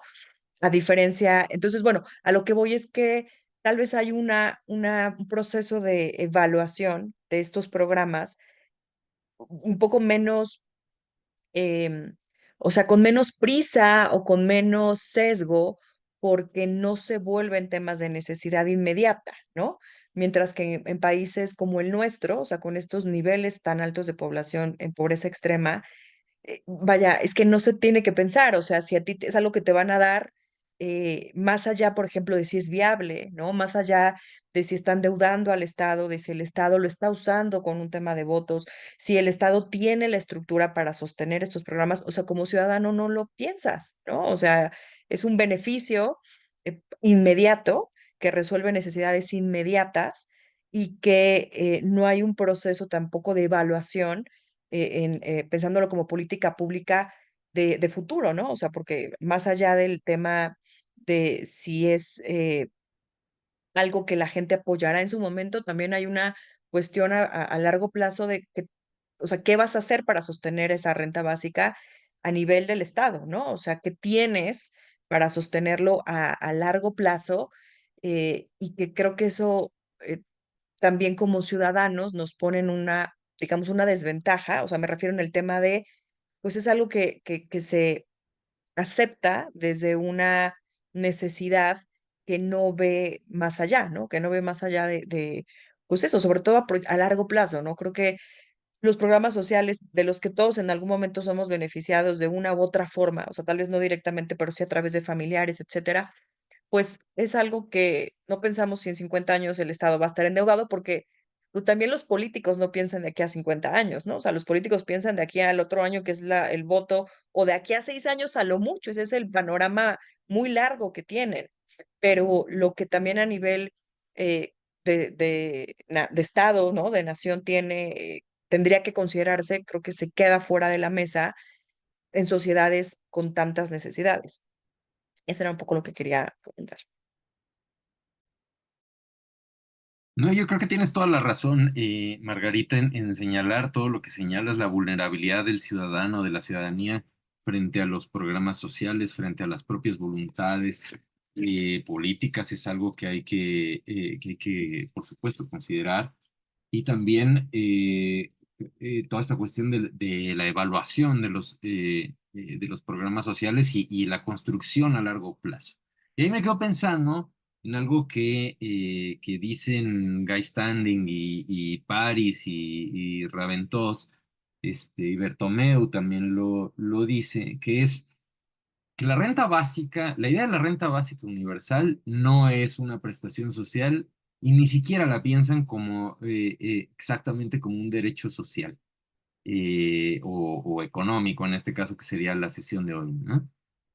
Eh, Sino la piensan, y esto es interesantísimo, como una reestructuración completa del Estado. Su idea es que la renta básica reestructuraría por completo el Estado y reestructuraría por completo la forma en la que vivimos dentro de un Estado o de una república que, como dije, parte de sus defensores más serios o más duras, vienen del republicanismo. Entonces, la idea es una refundación radical del Estado, en la cual la mayoría de los programas sociales pasarían a segundo término, mientras la renta básica sería, o sea, si hubiera si pusiéramos como una pirámide de derechos económicos, la renta básica sería el más importante de todos. Eso no quiere decir, para las autoras, autores que he revisado, que te niegues a cualquier tipo de programa social, sino que todos tienen que partir de ahí, de la renta básica, y pues por supuesto eso implica, como decíamos antes, una cosa transeccional o trans cambios de gobierno, depende de dónde estemos colocadas. Y otra cosa que dicen sus defensores es que esto tiene que ver también con los límites de pobreza y que en ese sentido es importante pensar que en cada país significaría una cosa completamente distinta. O sea que si, no sé, en España, no me acuerdo cuál es el dato que ponían por ahí en los textos, pero me parece, yo les estoy hablando de un texto de 2003, entonces algunos datos pueden no estar del todo actualizados, pero parece que el umbral de pobreza en España, en el momento en el que se escriben estos textos, está en alrededor de 900 euros mensuales. Entonces, pues que claro, España tiene eso y hay que alcanzar ese nivel, pero el caso de Timor Oriental o Argentina, o Brasil, que son otros casos que ponen, pues el umbral de pobreza es mucho menor, ¿no? O sea, ser pobre en Brasil o sea, dejar de ser pobre en Brasil, en Argentina, en Timor Oriental es muy distinto a dejar de ser pobre en España. Entonces, ellos yo insisto, no me pongo aquí de abogado de nadie. Ellas argumentan que por eso es realizable, porque hay diversos niveles de pobreza en el mundo y que a veces una renta básica que pareciera nada en España, $18, por ahí hay un ejemplo, para un país pobre puede ser Haití, puede ser todo. $18 mensuales puede cambiar, por ejemplo, la alimentación de tus hijos. Y bueno, eso, ya no me extiendo porque si no, ya hoy sí tengo poder absoluto de moderador y expositor. Entonces, bueno, perdón, en orden estaban Gabriela, Ana y después David, por favor. Hola, buenas tardes. Eh, Primero, bueno, yo estaba haciendo una cuenta de lo que estaba diciendo. Si en teoría la renta básica es como lo que estaba ahorita diciendo, va más arriba del salario mínimo. Para empezar, el salario mínimo en México es de 7,468 pesos. Lo que se gasta en un trimestre es de 39,965. O sea que por mes nos daría 13,320, porque estoy haciendo la cuenta. Entonces, el salario mínimo no alcanza para los gastos.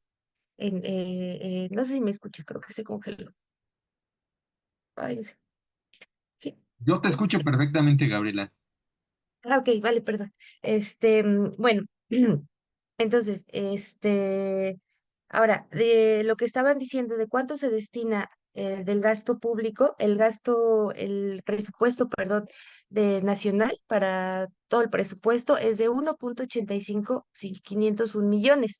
Para los programas sociales, que no tiene nada que ver con lo que estaba diciendo, bueno, que ahorita como que específico, no, que no es lo mismo. Ay, se me fue, el, el, el apoyo social con la canasta básica, la renta básica, es que estoy pensando ahorita que lo me explica, sí se podría ajustar, porque el gasto que tenemos para en los programas sociales es de 543,993 millones de pesos, que están repartidos obviamente a nivel nacional. Ahora, también estaban diciendo que esto depende mucho de la política de ahorita, ¿no? Que estamos en periodo electoral, y es verdad. El caso particular de Tlaxcala. En un municipio se dan los apoyos estos pues de despensas, apoyos económicos a las madres solteras, etcétera, ¿no? Estos apoyos están condicionados al partido que está en el poder, digamos ahorita, al que viene. O sea, por ejemplo, si está Morena, le van a dar el apoyo a la gente que va a apoyar a Morena. Es un ejemplo, no estoy diciendo eso, es un ejemplo, ¿no? Ahora bien, estaba hablando también de que sí, de las amas de casa, ¿no? Al principio estaba tocando ese tema que a mí me toca mucho, porque a las amas de casa, o sea, ellas no tienen un sueldo, un salario mínimo. O sea, es lo que decía usted, ¿no? Depende de lo que el hombre gane, es lo que va a repartir. Si le quiere dar, qué bueno, si no le quiere dar, también. Pero ellas no tienen un salario mínimo. En este caso, la retribución social para las amas de casa, yo veo que sí es tanto una cosa de justicia como de igualdad, como para tener una vida digna, y además sí es un derecho humano. Y todo esto depende también, lo que decía la doctora, del contexto social, ¿no? Y de lo que se estaba diciendo. No es lo mismo que aquí ganemos esto en pesos, a que esto lo traspasemos a euros o a dólares, que obviamente la moneda es diferente, no va a ser lo mismo. Entonces, o sea, sí alcanzaría para tener, además de los programas sociales, sí alcanzaría, o sea, haciendo las cuentas de acuerdo al INEGI, bueno, a los informes que dan, sí alcanzaría para tener una renta básica, ¿no? Para las personas más vulnerables, primero, y luego ya irlo, obviamente las personas más ricas, billonarias, y así, no, pero a las personas vulnerables, de escasos recursos, a las personas pobres, pues sí alcanzaría, ¿no? Aquí habría que ver más bien lo que decía, ¿no? ¿Quién está dividiendo esto? ¿Por qué lo están dividiendo así? Lo que queda. Eso es lo que quiero decir. Gracias.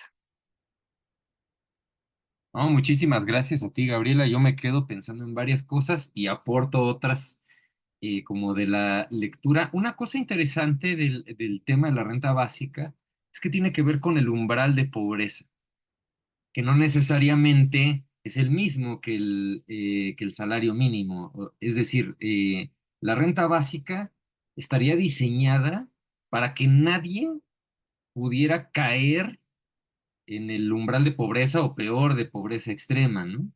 Es decir, que tuviera carencias de alimentación brutales o que tuviera problemas de salud insalvables, qué sé yo. Esa es como una idea que creo que vale la pena tenerla así como en un globito.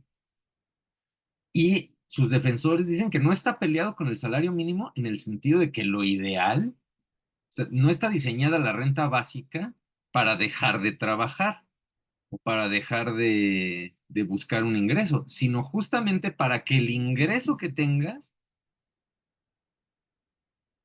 ya te permita como vivir una vida pues, no necesariamente holgada, pero sí una vida tranquila. Ese sería el propósito de la idea de renta universal básica. Perdón, sería como una vida más justa, ¿no? Que te Exacto, permita no vivirla tan limitado, ¿no? Que exactamente. como ahora vivimos muchos. Esa es la idea, sí, muchísimas personas, al menos 50 millones, viven en situaciones de pobreza en este país todavía. Eh, eso como una cosa a señalar. Y otra, lo que decías del trabajo que realizan las mujeres en el hogar, esto que hemos llamado históricamente amas de casa, pero que en realidad es trabajo del hogar, trabajo de cuidados, trabajo de reproducción. eh, Parte importantísima, o sea, un ingrediente eh, fundamental de la discusión sobre la renta básica es feminista.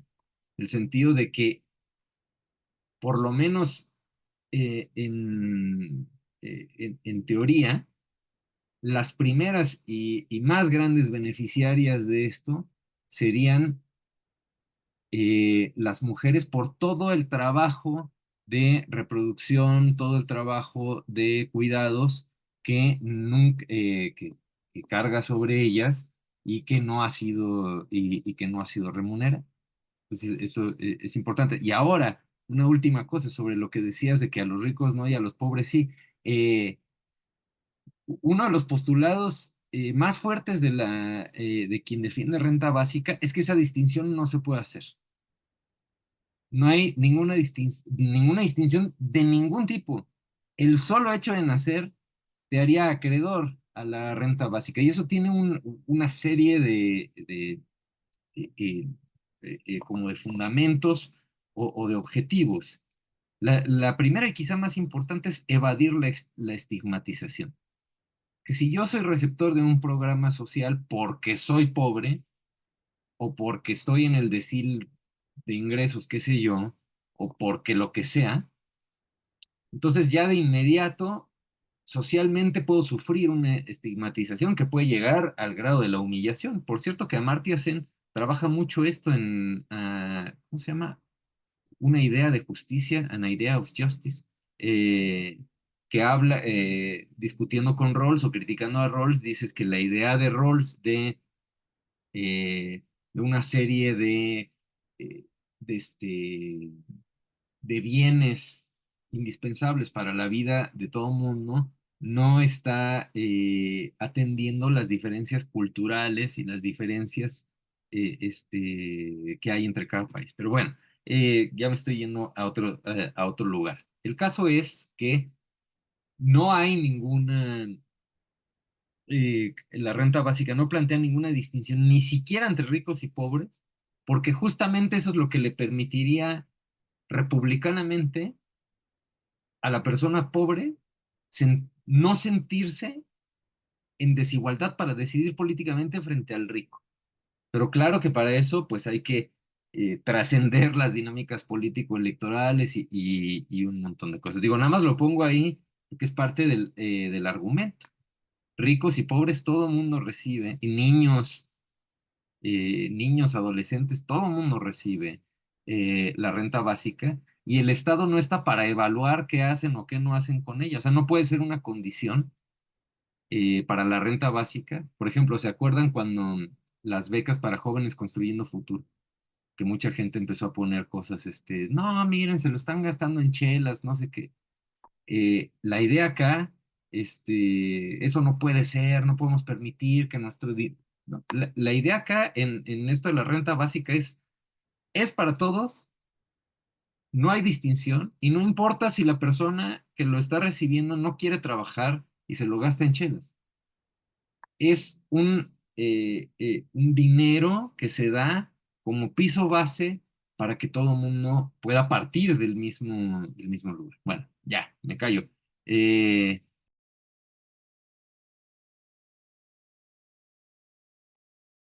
Hola, doctor. Buenas tardes a todos. Gracias por la palabra.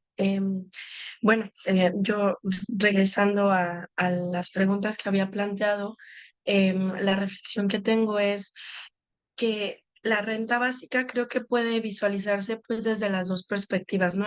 En lo que ponía como si es un obstáculo al derecho al trabajo, ¿no? Creo que podría pensarse como que pues puede generarse esa parte de que desincentive el trabajo, ¿no? En el sentido de generar un estado de confort y decir, bueno, pues ya tengo un ingreso que en teoría este ingreso debe de garantizar un, un nivel óptimo o digno, digamos, lo que es esa palabra, ¿no? Un nivel digno de vida. Pero por el otro lado, ¿no? Como viéndolo en un contraste, también podría presentar la posibilidad de tener una libertad de elección al trabajo y trabajar en algo que uno realmente desee o en algo que uno realmente disfrute o se apasione, ¿no? Incluso también creo que abriría la posibilidad de emprender sin miedo, porque estaría ahí ¿cómo decirlo? O sea, se erradicaría ese temor de quedarse sin ingresos, ¿no? Entonces uno podría emprender con esa seguridad, digamos, de tener al menos garantizada mi vida digna, ¿no? En cuanto a lo que tendría que ver con derecho a trabajo, eso es lo que podría yo reflexionar. En el caso del salario mínimo, pues lo mismo, ¿no? Podría pensarse, creo que eso ya usted lo mencionó, entonces ya no voy a ahondar en eso, pero como un erradicar el salario mínimo, pero al final creo que no hay que olvidar que el salario mínimo, además de que obviamente busca generalizar estándares que la verdad coincido con mi compañera Gaby, al final no te alcanza realmente si viviéramos solo con el salario mínimo, pero bueno, al final también creo que podría relacionarse con recibir un pago justo por el trabajo que se hace, ¿no? Y bueno, a lo mejor por ahí. Y en la segunda pregunta estoy de acuerdo con lo que comentó Lorena Laura en ese momento, que yo creo que a lo mejor en un primera presentación, todo en países sur, países en desarrollo, sería utilizarlo como una herramienta de justicia y posteriormente darle paso a que fuera un derecho humano, porque entiendo que en el momento que es un derecho humano se vuelve inalienable, ¿no? Universal, y entonces ahí ya aplicaría para todos, pero en un primer ejercicio al hacerlo, al utilizarlo como una herramienta de justicia, yo veo que podría favorecer un poco esta lucha por la desigualdad social, ¿no? Y el garantizar pues un nivel básico de ingresos que puede pues favorecer también esta parte del acceso, ¿no? A ciertas, bueno, a ciertas cuestiones. Por ejemplo, me hizo pensar a mí alguna vez vi un documental sobre África y el tema de la malaria, y entonces el hecho de que haya mucha malaria y muchas personas enfermas, sobre todo niños, hace que al menos un miembro de la familia tenga que estar en el hospital cuidando a esta persona, por ende no puede trabajar. Entonces, esta renta básica liberaría un poco esta tensión, ¿no? Este, entonces, por eso, por una primera ejercicio podría ir como de herramienta para la justicia.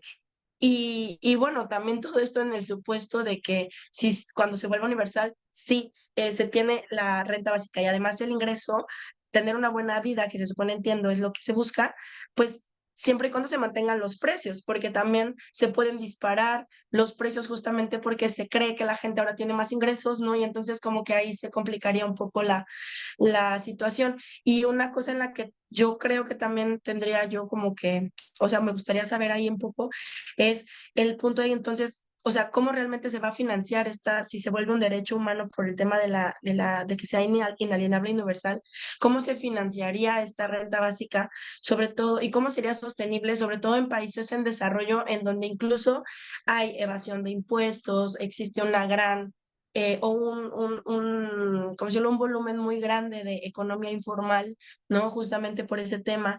em, eh, en donde, bueno, obviamente yo sé que también hay más formas de ganar ingresos de los estados más allá de los impuestos, ¿no? Por ejemplo, estas exportaciones que se hacen desde las empresas estatales o no sé, otro tipo de ingreso, pero cómo lograr que también sea sostenible, además pensando en el tema de la corrupción, en el tema de que, bueno, si ¿no? Ciertas personas llegan al poder y entonces favorecen a ciertos grupos o enriquecen sus bolsillos. Entonces, creo que eso también es parte de la evasión fiscal bueno, no de la evasión fiscal, sino de la economía informal en donde no se quiere pagar impuestos porque ya no se cree en las instituciones gubernamentales y en que realmente esos impuestos vayan a ser utilizados como deben de ser utilizados y no vayan a ser robados o por el tema de la corrupción. Entonces, ahí en esa parte me quedo y pues muchas gracias por su atención. No, al contrario, gracias, Ana. Yo me quedo pensando en muchas cosas. Eh, lo primero que te puedo decir es que creo que te gustaría mucho la bibliografía que compartí. Al rato la pongo con especificidad para que la tengan y se los comparto. Los textos digitales, porque todas esas preguntas, pues digo, no voy a decir que se responden, pero sí se atienden. Todas esas preguntas que tú tienes. Y mira, te puedo decir como algunas cosas que son muy sintomáticas de la discusión. Una es que lo primero que dices sobre si incentiva el trabajo o más bien lo desincentiva. Los detractores siempre han dicho que lo desincentiva, que una renta básica lo que va a generar es pues como un ejército de parásitos, ¿no? Esa es la idea. Y pues quienes lo defienden dicen, a ver, la cosa es la siguiente. Donde se ha llegado a experimentar con la renta básica y se han logrado obtener datos, uno de los datos que en todas las investigaciones sale es que si a lo mejor la gente no llegó a, eh, a volverse más, qué decir, rica, ¿no? O sea, no aumentó demasiado su nivel de ingresos o no cambió de clase social, no tuvo movilidad social por la recepción de una renta básica, o incluso ni siquiera obtuvo empleo, porque la mayoría de los experimentos de renta básica parten de la idea de simular un escenario real en la cual tú recibes un dinero sin ninguna condición de tener que obtener un empleo, y también sin la condición de que si obtienes empleo te quitan la renta básica, porque a veces eso pasa con ciertos subsidios al empleo. Por ejemplo, la película esta de yo, Daniel Blake de Ken Loach lo ilustra muy bien. Eh, bueno, entonces, claro que hay discusión ahí sobre si desincentiva o no, pero el dato como mayoritario que ha salido en estos experimentos y sus resultados es que aunque la gente no haya cambiado de clase social, no se haya vuelto más rica, no nada, en general ha declarado sentirse más feliz, en general ha declarado sentirse más tranquila, lo cual creo que va en consonancia con este texto feminista que les mencionaba al principio, que cambiaba la óptica, ¿no? De las iguales, que decía, en lugar de la centralidad del empleo, la centralidad de la vida. Y parte del paradigma ético que estaría en la renta básica sería eso. A lo mejor no te resuelve todo, ni todos los gastos, ni nada, pero saber, por ejemplo, que cualquiera de ustedes, si ha sido becaria con ACIT, sabe lo que es el final de la beca de maestría o el final de la beca de doctorado. Has venido recibiendo un ingreso fijo durante 2 años o 4 años en el caso del doctorado, y un día se termina, y se termina, no hay más, no hay un peso más al día siguiente. Y eh, no sé si haya estudios, pero conozco los suficientes becarios como para poder afirmar, creo que tengo autoridad para decirlo, para poder afirmar que lo que se vive en los últimos meses de la maestría o doctorado es una angustia doble. que tiene que ver, por un lado, con pues, poder llegar al logro profesional, y por otro lado, con que aunque llegues y te den las medallas y lo que sea, sabes que al día siguiente no tienes un peso en la cartera y que con CONACYT no te va a dar ni uno más. Entonces, qué diferente sería poder decir, bueno, no voy a tener los, no sé en cuánto está la beca de maestría ahorita, pero 15,000 pesos, que de la beca de maestría 13,000, no sé cuánto es. Eh, qué diferente sería tener eso y tu renta básica, y que cuando se acaba la maestría sabes bueno, que no estás en las mejores condiciones, pero que no estás en ceros. Ahí hay, creo que como algo muy, pues muy interesante y muy sugerente de la idea de renta básica, de nunca dejarte en ceros, de nunca dejarte en una desprotección absoluta. Bueno, eso como sobre el trabajo.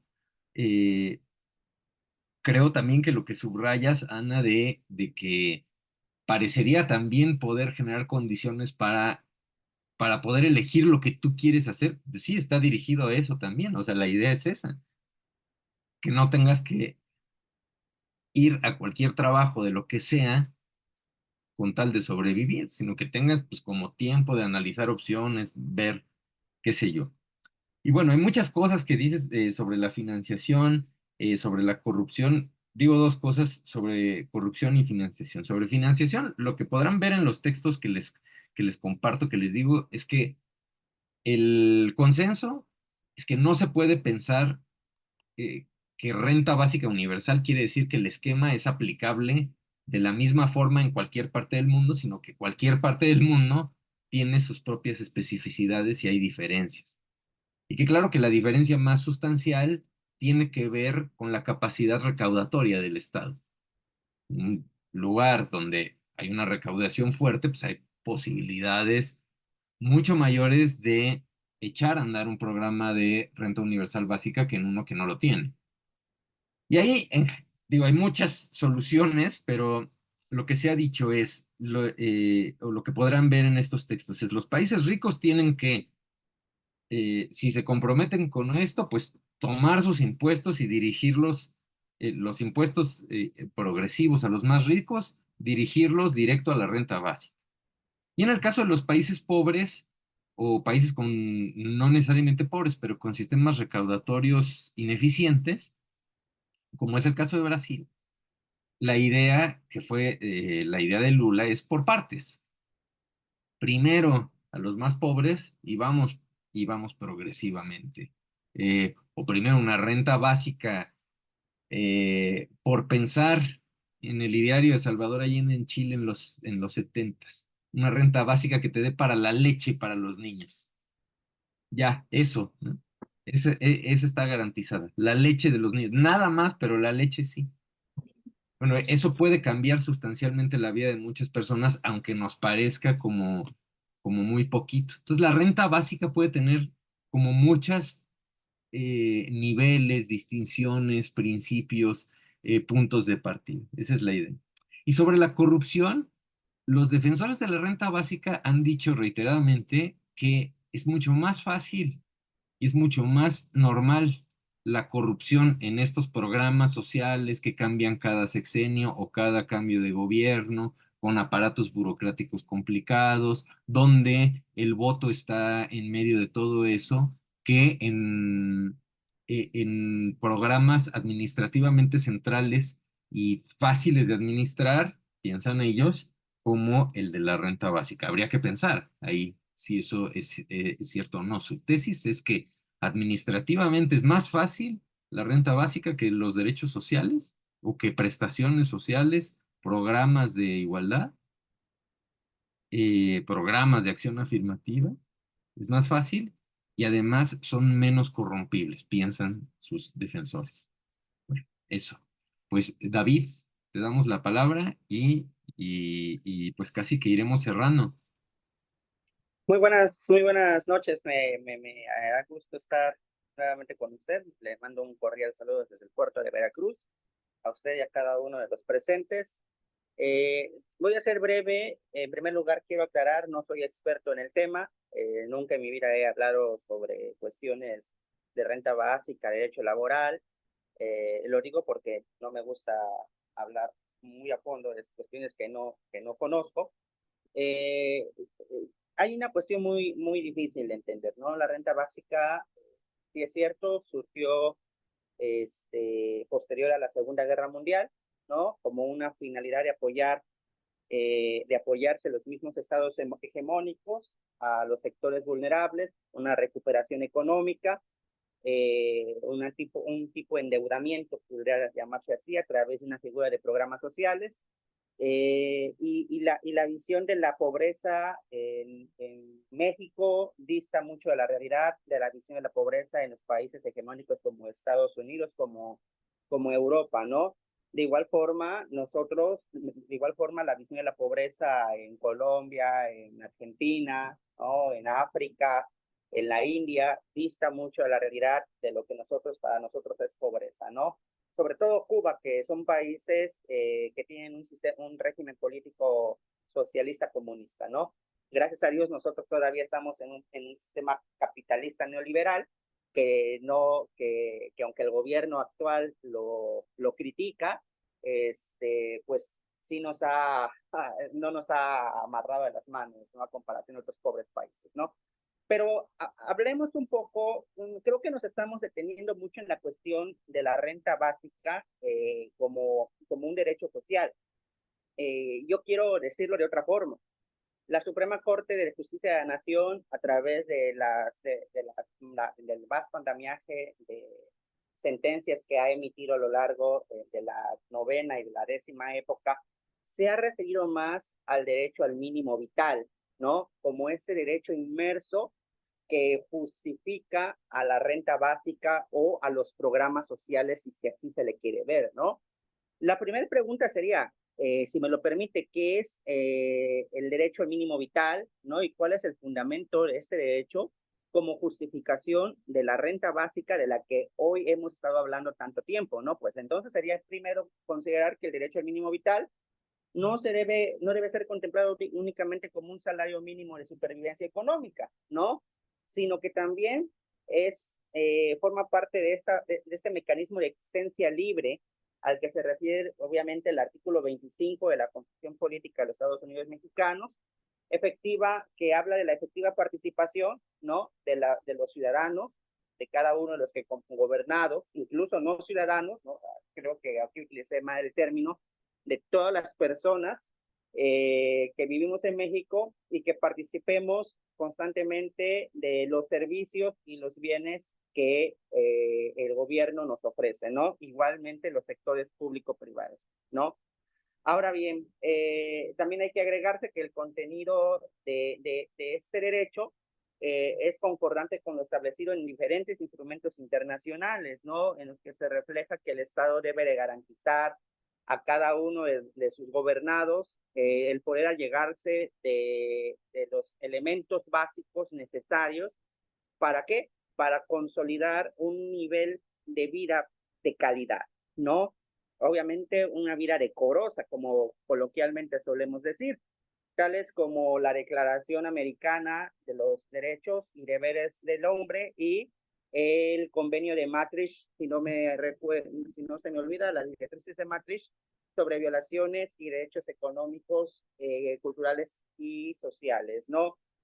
El mínimo vital es una proyección proporcional que permite el ajuste de la economía, que permite el ajuste de los entornos socioculturales y busca una ponderación, ¿no? Busca busca un nivel de igualdad distributiva, busca una justicia retributiva y busca de igual forma que los derechos sean accesibles y disponibles en razón de que sí es cierto que la economía mueve al mundo, ¿no?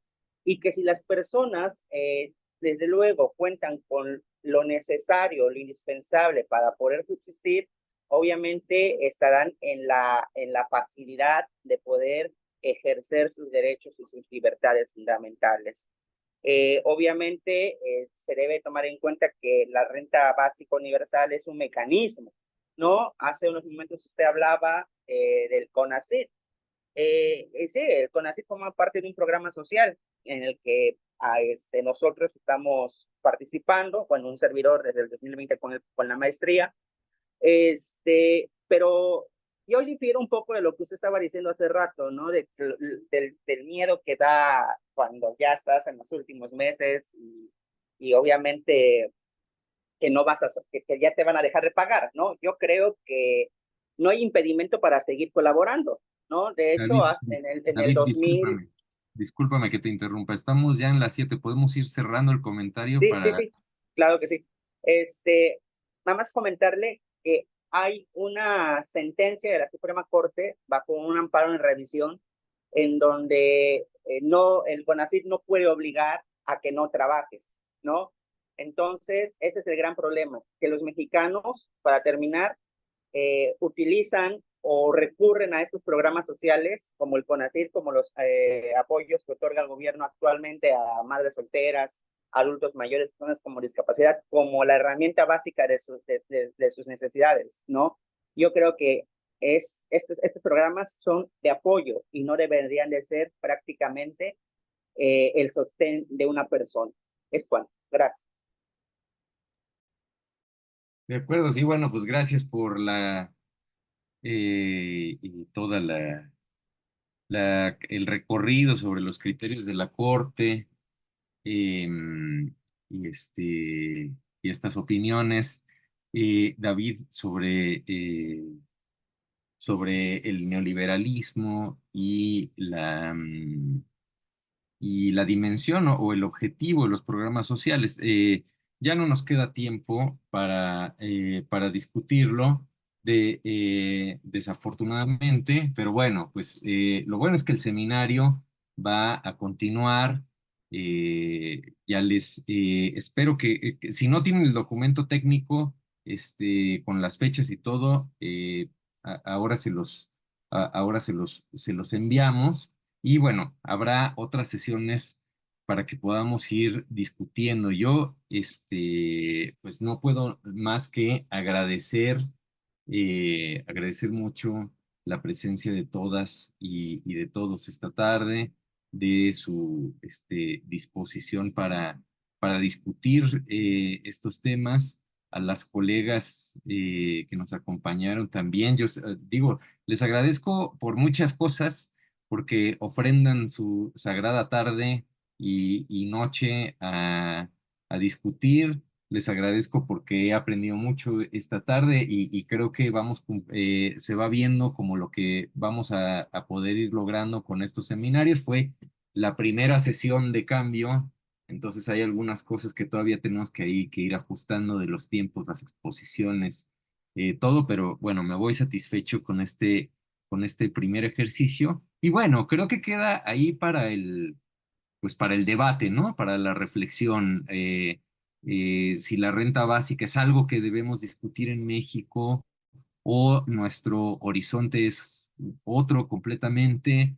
Si la renta básica es algo que podemos plantear desde el derecho, desde la justicia, desde las luchas políticas, está dentro de la lucha por la igualdad, es más un mecanismo de equidad. Bueno, creo que quedan ahí como muchas preguntas muy interesantes, pues que habrá que pensar y habrá que ir, que ir trabajando.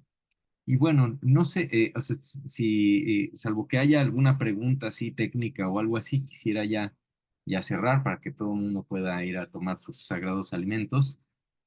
Mario acá nos comparte, por cierto, en el chat el documento técnico. La próxima sesión va a ser anfitriona nuestra querida colega María José Morales y yo voy a ser moderador. Esto quiere decir que eh, la próxima vez podré yo como medir con mayor precisión los tiempos y ir como dando palabra e ir como dirigiendo la discusión con ayuda de María José. Y pues bueno, eso. Muchas gracias. Y si no hay nada más, nos despedimos y muy buenas noches. Gracias, hasta la próxima sesión.